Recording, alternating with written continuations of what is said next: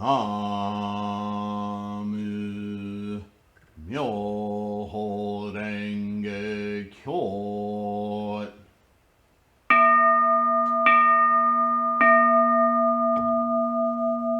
Namu Myoho Renge Kyo.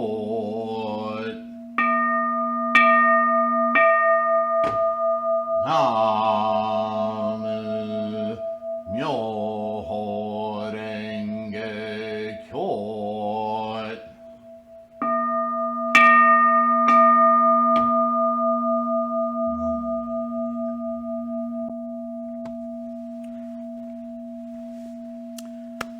Hello everyone, Namu Myoho Renge Kyo. Thank you so much for being here.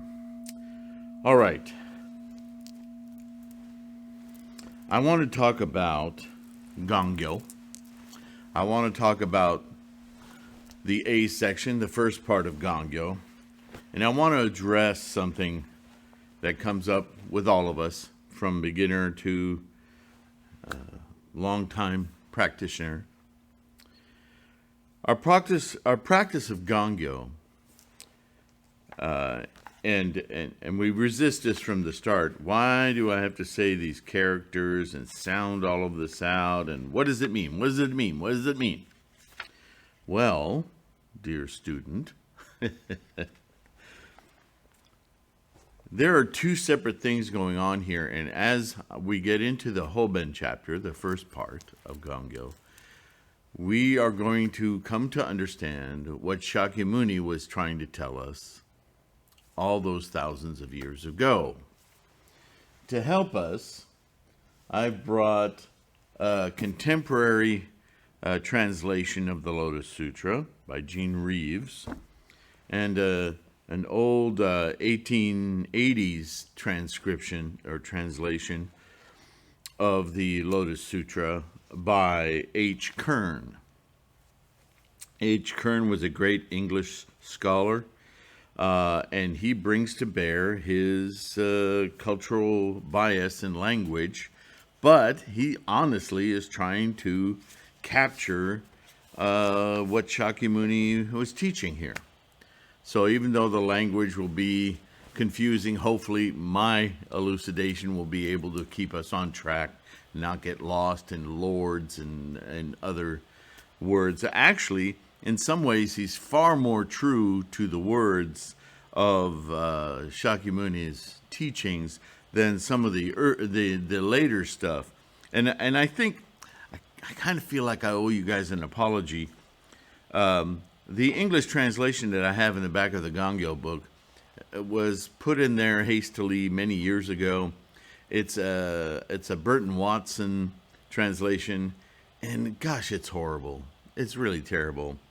And I think I'm going to make it a mission of mine to go back into that book and put in a better representation of the meanings. Not my own version of the translation, but perhaps one of these. Because as I reread that, I thought, oh, gosh, this is so terrible. All right, so let's get to it. The Hoben chapter. We just, in Gongyo, recite the first part of it. The Hoben chapter is quite long. And it has a specific intent. And as you hear me repeat over and over again, Buddhism is about attitude and intent. So, the Hoben chapter is titled Skillful Means. And there's something very important that happens in this chapter, and no doubt why Nichiren would have us recite it with each Gongyo. And that is that he really displays his displeasure with the arrogance of early sectarian formations around his earlier teachings. And this may come as a surprise, but yes, we tend to talk about Nichiren a lot, and his warrior stance and his vitriol with other sects. But we forget that Shakyamuni Buddha himself, the originator of this practice, also was quite intolerant of misinterpretations. He was trying to teach something incredibly important. And around him would arise these monks that thought themselves better than him. And it's not like he was in a race as to who's more important and who's not. He knew what he was teaching was singular. And so when these learned monks would come up and act as though they knew what he was teaching better than he did, he would just fall silent. Okay. And then he would address the rest of us and say, so, here's what I'm saying. And these monks, who thought themselves better, would go, you're preaching to the choir, and they would leave like they knew better. And Buddha would just sit quietly, let them go away. And then he'd address the masses. Okay, now they're gone. Let's talk. So he was no less perturbed by this samsaric pomposity, egos, and so forth. He was trying to teach how to get rid of all of that, and these people were obviously completely attached. They couldn't let go of what they thought they knew. And this is a very critical moment in our Buddhist practice. And so it's no wonder that this is the chapter that starts off our Gongyo. And I'm going to read, because I love it so much, the honesty in H. Kern's translation of the Lotus Sutra. I'm not going to read it from the Gongyo book, because that translation's horrid. So, skillful means. And just so you know, I'm going to divulge one of my main points here. Buddhism is about attitude and intent, as I said. So, it's important to know what we're reciting. Absolutely. And this is why you should study the Lotus Sutra. When you study it and read it in English, you will understand that each chapter has a specific point it's making. But when you're reciting Gongyo, it's not the purpose of Gongyo to understand every word. It's not.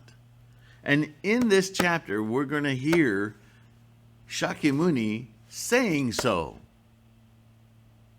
In fact, his point about these arrogant people leaving, and that we don't need them cluttering up the works, is exactly the point.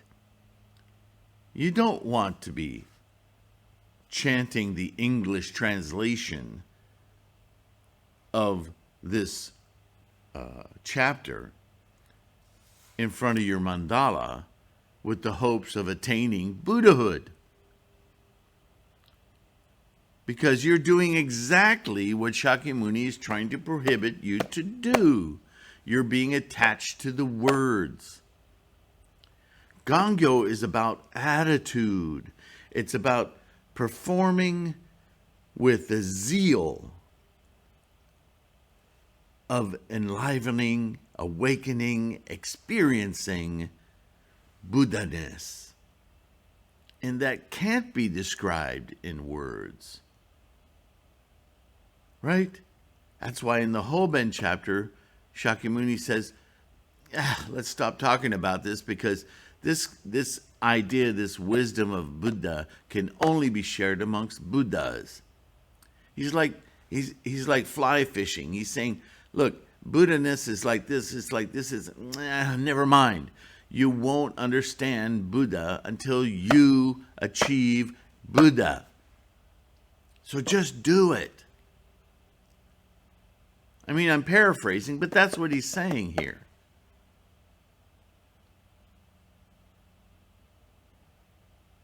So the fact that it's in a language and a script that you don't understand, and that you're struggling to enunciate it and do it with a rhythm, it's about involving your body, your mind, and dislodging you from the monkeys that want to know every word and what you're saying, to get to the attitude, to well up your dedication, your resolve, your intensity, so that you can attain Buddha.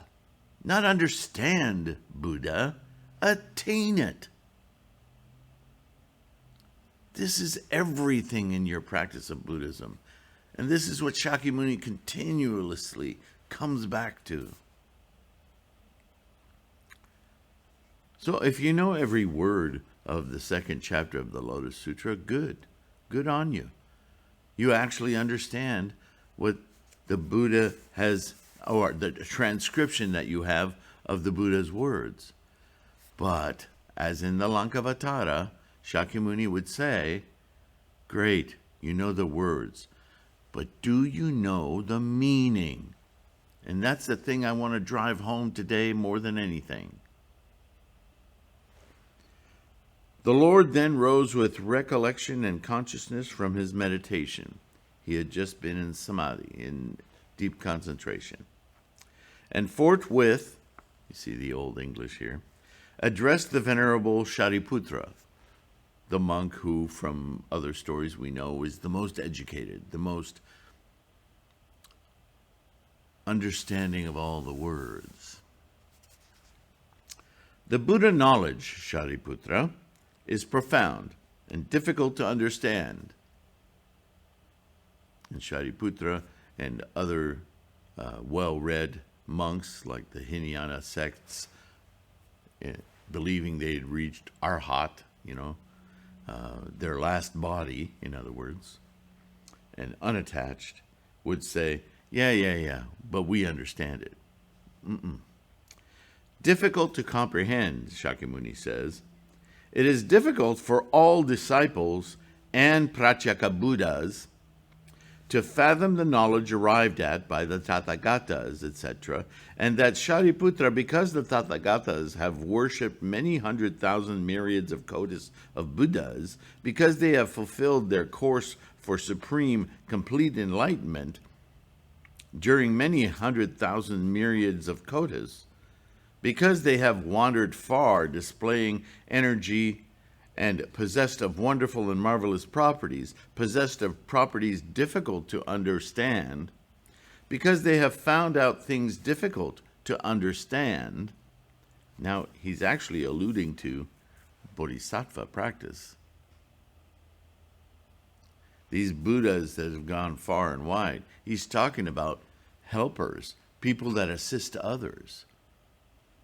But before Shakyamuni, these weren't called Buddhas. They weren't even called bodhisattvas.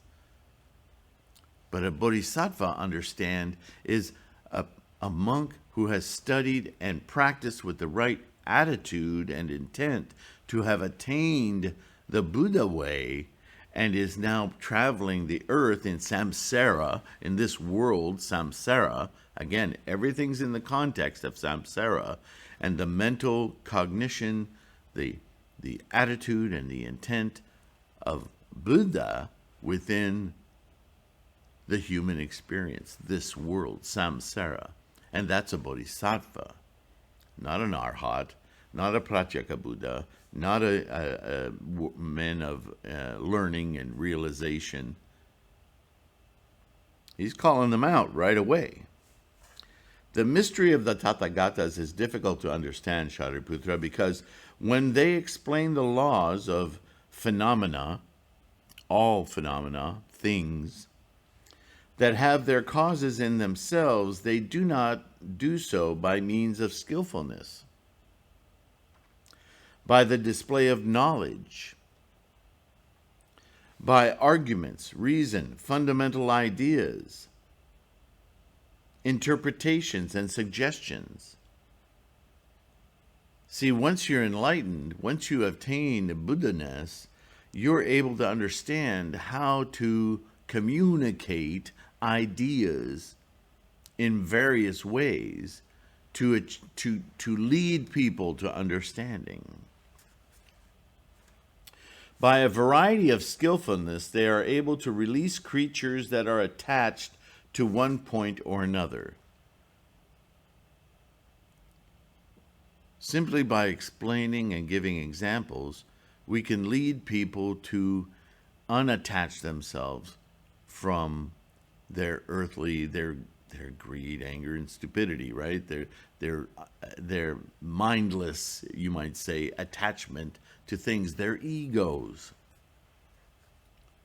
The Tathagatas, Shariputra, have acquired the highest perfection in skillfulness and display of knowledge. They are endowed with wonderful properties, such as the display of free and unchecked knowledge. In other words, knowledge without attachment. The powers, the absence of hesitation, the independent conditions, the strength of the organs, the constituents of Bodhi, the aspects of Buddhahood and Bodhisattva, the contemplations, emancipations, meditations, right? Liberation from attachments. The degrees of concentration of the mind. I find this fascinating because in this old translation, this English scholar understood that Shakyamuni was talking about the mind. Most modern translations do not.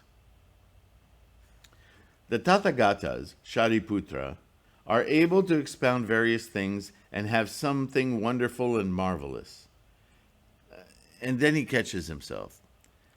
He's catching himself in the very words that he's wanting to lead people away from. And so he says, enough, Shariputra. Let it suffice to say that the Tathagatas have something extremely wonderful, Shariputra. Let's drop the words. I'm getting caught up in them myself. What a Buddha is not something that can be described in words. It's an experience.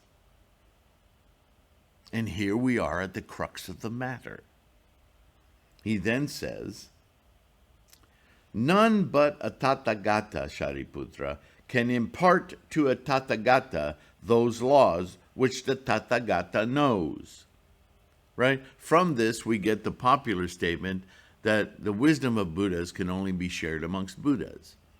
In other words, you're going to have to experience it, because talking about it is like talking about a photon. The words just, it's not a photon. It's like one of my old favorite artists, Laurie Anderson, used to say, there's the thing, and then there's the word for the thing, and that's really one thing too much. I always thought that was wonderful. Anyway, sorry. So, and all laws, in other words, laws of nature, laws of creation of phenomena, laws of the life process, cosmic forces, if you want to call them that, Shariputra, are taught by the Tathagata and by him alone. No one but he knows all laws, what they are, how they are, like what they are, of what characteristics and of what nature they are. Only when you experience Buddha-ness will all of these things unlock for you. You will simply see the nature of all phenomena, how life process works. And on that occasion, to set forth the same subject more copiously, the Lord uttered the following stanzas. Now, if you didn't recognize it when he was listing all of these aspects of the Tathagata, these are the 10 factors that we read in more modern translations as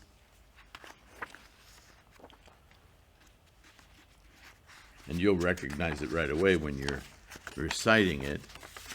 When you say nyoze in, nyoze en, nyoze ka, nyoze ho, nyoze ho, right? This is because every existing thing has such characteristics as such a nature, such an embodiment, such powers, such actions, such causes, such conditions, such effects, such rewards and retributions, and yet such a complete fundamental coherence, right? From beginning to end, right? So there are different ways to talk about that, but it's talk about that. And this is what Shakyamuni wants to avoid. Let's not just have sewing circles where we all talk about it. Let's actually do it. And then he goes into his verse section, which is somewhat lengthy.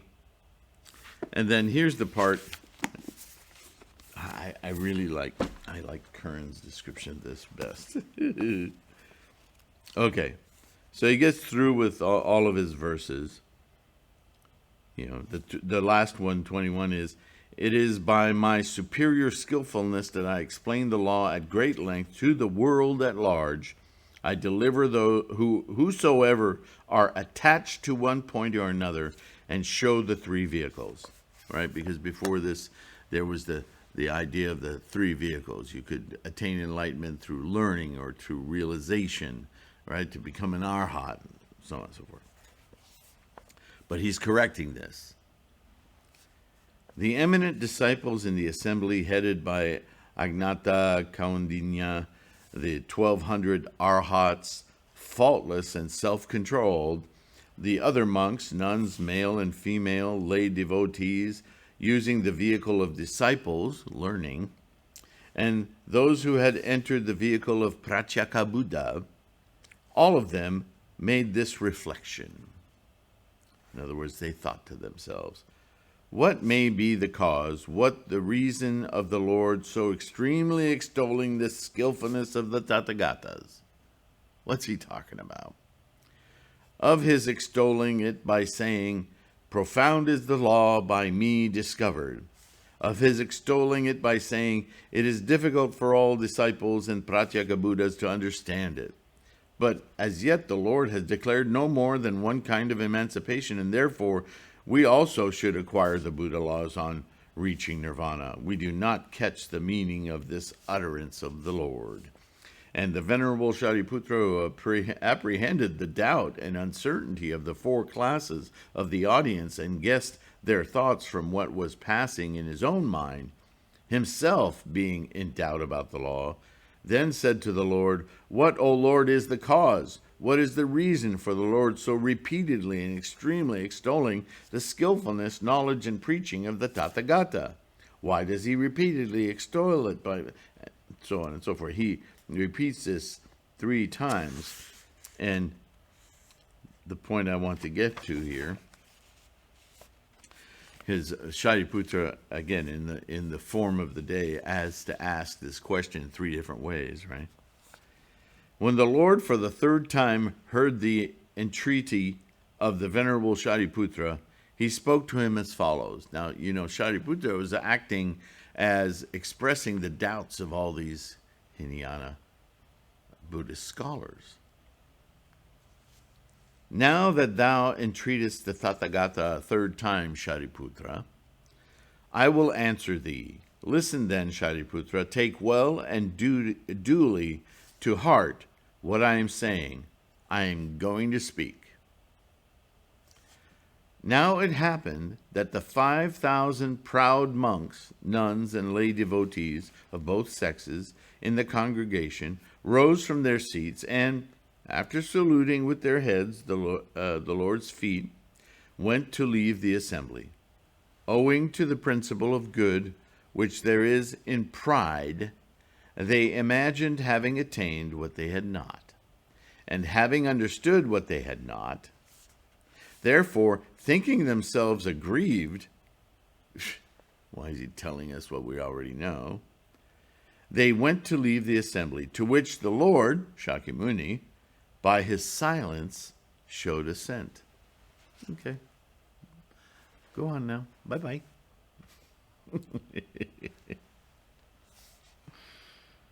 Thereupon the Lord addressed the Venerable Shariputra. My congregation, in other words, everybody who's still here, Shariputra, has been cleared from the chaff. Ouch!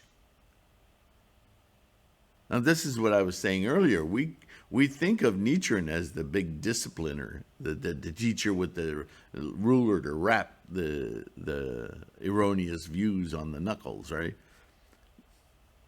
But Shakyamuni, okay, now we got rid of those. The chaff, he calls them. Freed from the trash. The trash. These are people who dedicated their lives to earlier teachings, but it pisses Shakyamuni off that these people haven't stuck around to get the point of what they think they've learned. They're arrogant. They still have lots to learn, but they think they know it all. So with all the efforts, the years, the decades of teachings of Shakyamuni's efforts, for these people to think they know better, it's really insulting. It is firmly established in the strength of faith, again, English, Christian. It is good, Shariputra, that those proud ones are gone away. Boy, he can't let it go. It's good. We don't need them. Now I'm going to expound the matter. Shariputra. Very well, Lord, replied the Venerable Shariputra. The Lord then began and said. Now, this is not the part that we recite in Gongyo, but it's very much the aspect of the second chapter that our attitude and our intent understand when we do recite that first part. Do you understand why reciting the words in English of the parts that are in Gongyo are not nearly as important as our attitude and our intent, knowing the meaning of the Lotus Sutra and its chapters and the parts that we pay homage to when we do Gongyo is far more important than the freaking translation. But the translation has its value because that's what teaches us the value of the teaching, the meaning. Follow? It is but now then, Shariputra, that the Tathagata preaches such a discourse on the law as this. Just as but now and then is seen the blossom of a glamorous fig tree, Shariputra, so does the Tathagata but now and then preach such discourse on the law. Believe me, Shariputra, I speak what is real, I speak what is truthful, I speak what is right. It is difficult to understand the exposition of the mystery of the Tathagata. Can't describe Buddhahood. Shariputra, for in elucidating the law, Shariputra, I use thousands of various skillful means, such as different interpretations, indications, explanations, illustrations. It is not by reasoning, Shariputra, that the law is to be found. It is beyond the pale of reasoning and must be learnt from the Tathagata. The only way you'll learn what it is to experience Buddha is to experience Buddha. For Shariputra, it is for a sole object, a sole aim, verily a lofty object, a lofty aim, that the Buddha, the Tathagata, appears in this world. And and what is that sole object, that sole aim, that lofty object? That lofty aim of the Buddha, the Tathagata, appearing in the world to show all creatures the sight of Tathagata knowledge, does the Buddha, the Tathagata, appear in the world. To open the eyes of creatures for the sight of Tathagata knowledge, does the Buddha, the Tathagata, appear in the world. And he goes on and on and on. I'm not going to read the whole Hoben chapter. I want you to do that. I want you to really dig into what is the meaning of the words here. He goes on.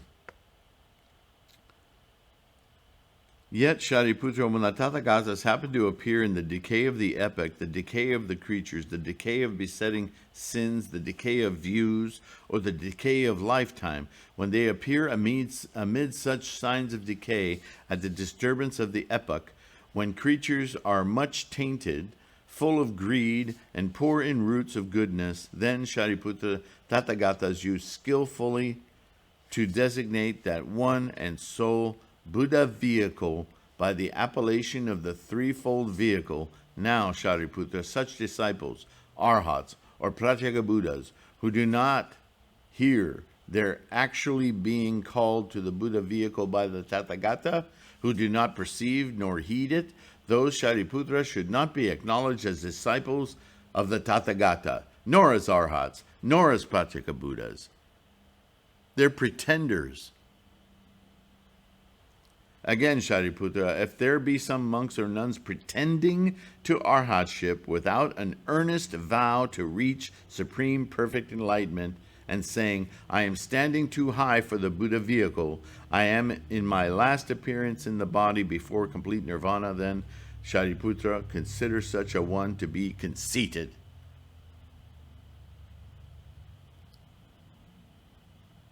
This is Shakyamuni Buddha talking.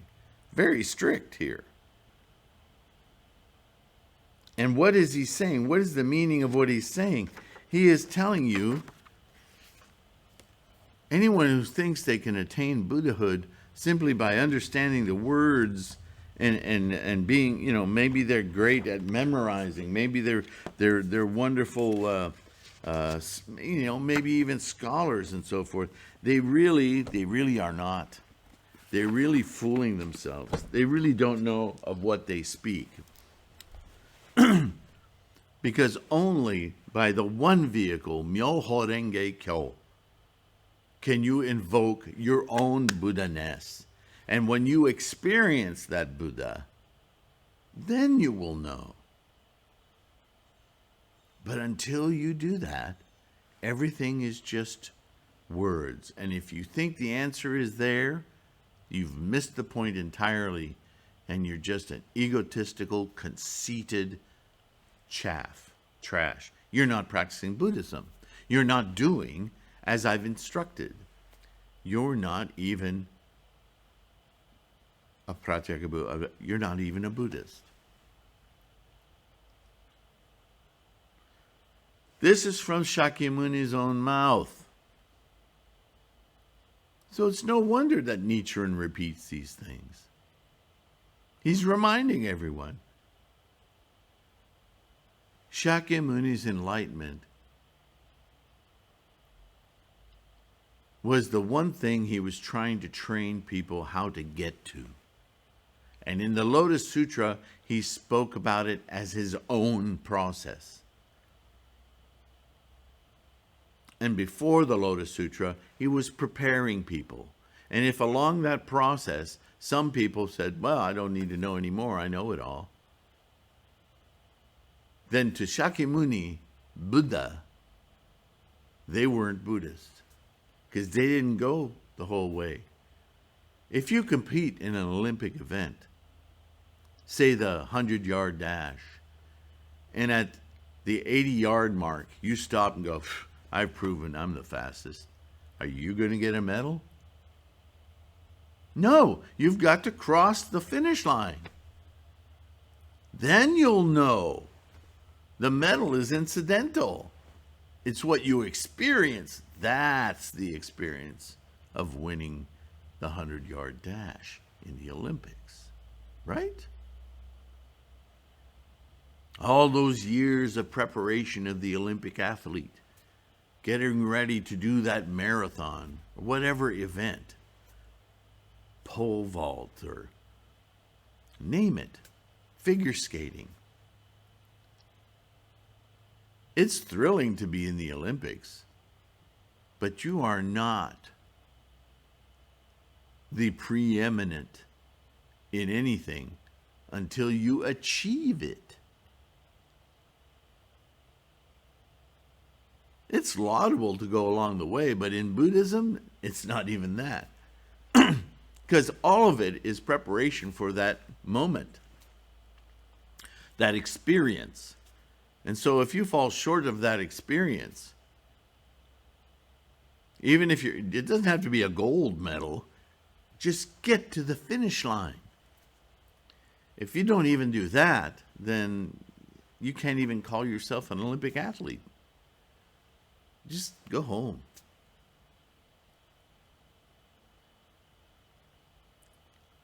So that's the Hoben. Read it, read the translation, read the whole thing, not just what's in the recitation. Get it square in your head how important that shift. Remember, this is early in the Lotus Sutra. It's still provisional, but it's provisional from the Buddha's standpoint. It's provisional as the one vehicle. He's still prepping you for the lifespan of the Tathagata chapter, which we're going to recite next. But this is the setup in the second chapter, right? Everything you've learned before, it's great that you're a scholar and you're learning all this stuff, but now I'm going to tell you what it's for. And if you give up here, then you shouldn't have even started. That's the Hoben chapter. That's the Na of Namu chapter. And the lifespan of the Tathagata is the Mu chapter.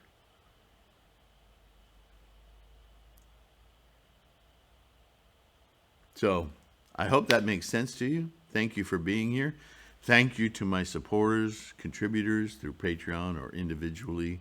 You guys make this possible.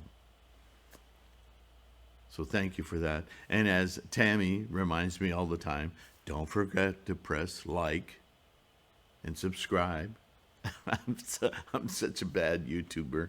I never say those things, but Tammy's been vigilant telling me, and don't forget to like and subscribe. She's so right. I just am not comfortable doing that. I guess I should get comfortable for that because I think this practice is everything. It's so important. Just like you are. So thanks for your support. Thanks for being here. Download the podcast if those are useful for you as an audio file. And I'll see you in the next one. Namo Myoho Renge Kyo. Take care of your health. Be kind to yourself and others. Bye for now. Hey, thank you for being here. Did you know there's a third way you can help support this channel? And it won't cost you a cent.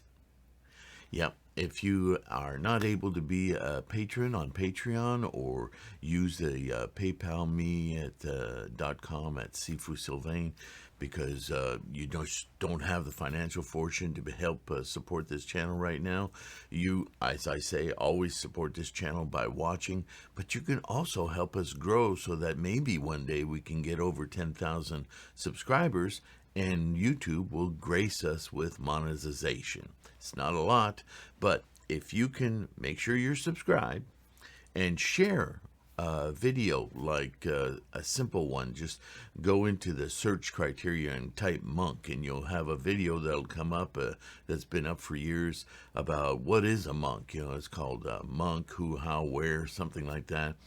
That might be a great introduction to somebody who doesn't understand what a monk is to begin with. It's a tool. Use this channel as a tool to help you with your bodhisattva practice and share a video to somebody who you think, oh, I know somebody who'll benefit from watching this. And in that way, you can help us grow. And that's a really good way to help your practice along as well. So just wanted to drop that in on you in case that's something that you might find useful. Take care of yourself again, and I'll see you soon. Bye.